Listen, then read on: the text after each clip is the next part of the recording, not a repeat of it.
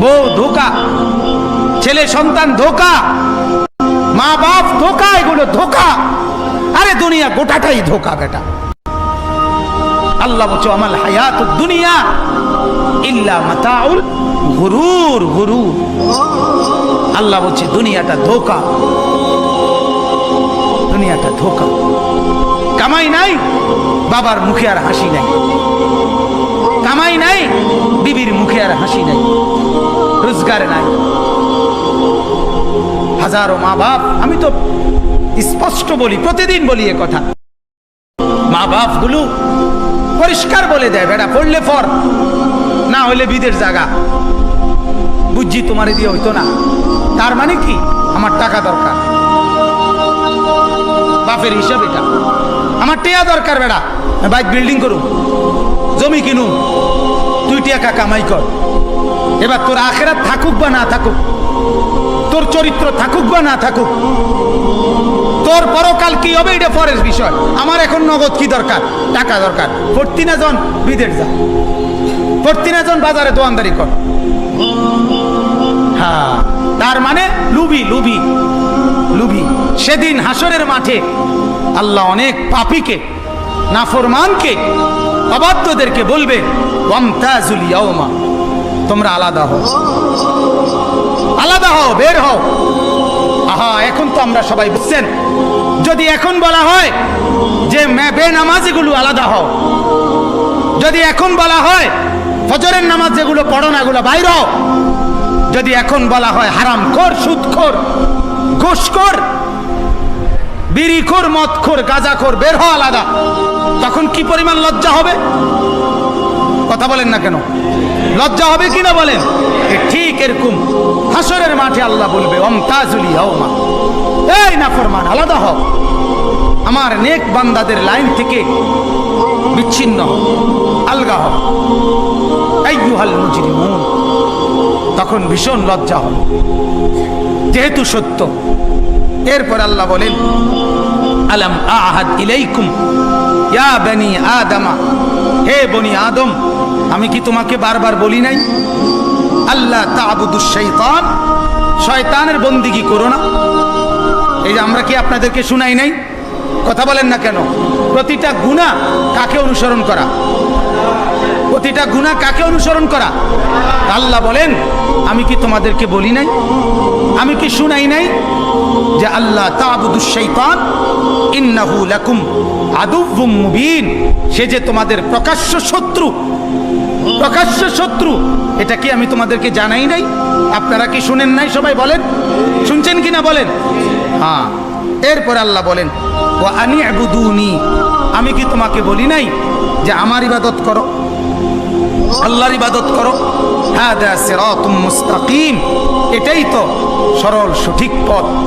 অতএব আজকে যেহেতু আমার কথা পাত্তা দিলা না, হাদিহি জাহান্নাম ওয়ালাকাদ আদাল্লা মিনকুম জিবিল্লান কাসীরান আফালাম তাকুনু তাকিলুন। আল্লাহ বলে তুমি কি শোনো নাই, এই শয়তান তোমার পূর্বে বহু জাতিকে ধ্বংস করে দিছে, তারপরেও কি তুমি বোঝো নাই? এই যে আমরা আপনাদেরকে শুনাইছি, নূহ নবীর অনুসারীরা কওম তাকে অস্বীকার করার কারণে আর শয়তানের গোলামি করার কারণে আযাবে ধ্বংস হইছে।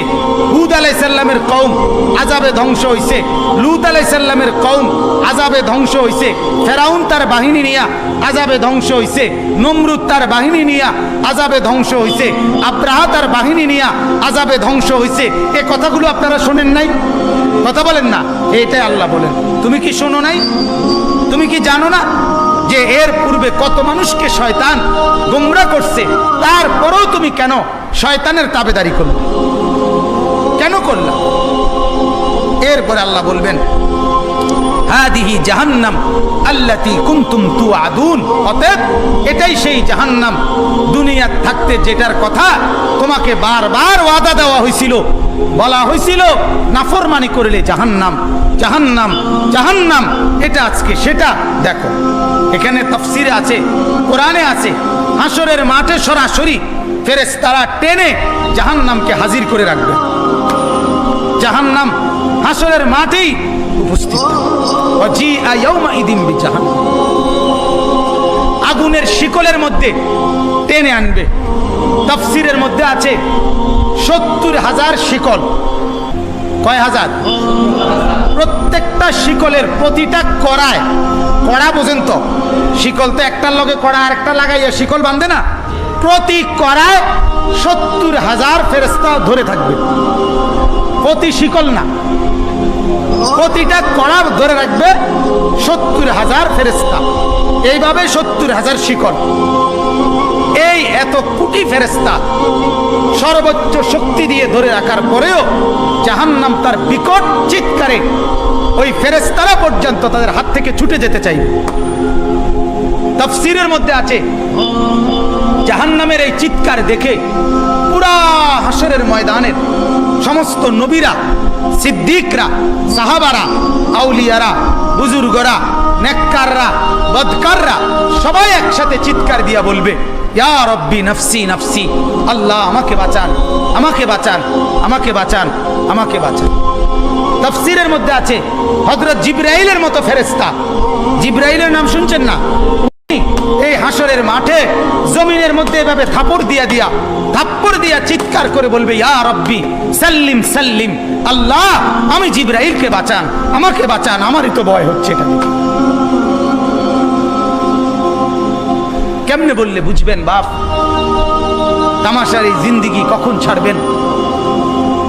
ফুর্তির এই জিন্দেগি কখন ছাড়বেন? কেন গুনাহ করছেন? কেন নিজেকে বরবাদ করছেন?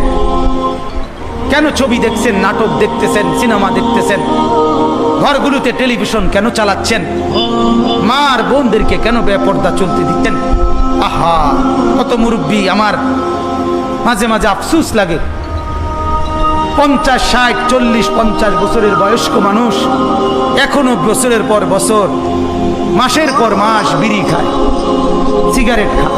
আহা, কি শক্ত, কি পরিমাণ শক্ত হারামি, শক্ত হারামি, এগুলো শক্ত বুড়া, বড় হারামি বুড়া। এটার কোনো লজ্জা বলতে কিছু নেই, বয়স হয়ে গেছে অথচ এখনো বিড়ি খায়, এখনো চা দোকানে টেলিভিশন দেখে, এখনো গালি ছাড়া কথা বলে না, এখনো মানুষের মধ্যে কাজ্জা ফাসাদ লাগায় দিতে চায়, এখনো সম্পদের মায়া যায় না, এখনো মিথ্যা কথা ছাড়ে না। হায় হায়, আল্লাহ আমাদেরকে মাফ করে দেন।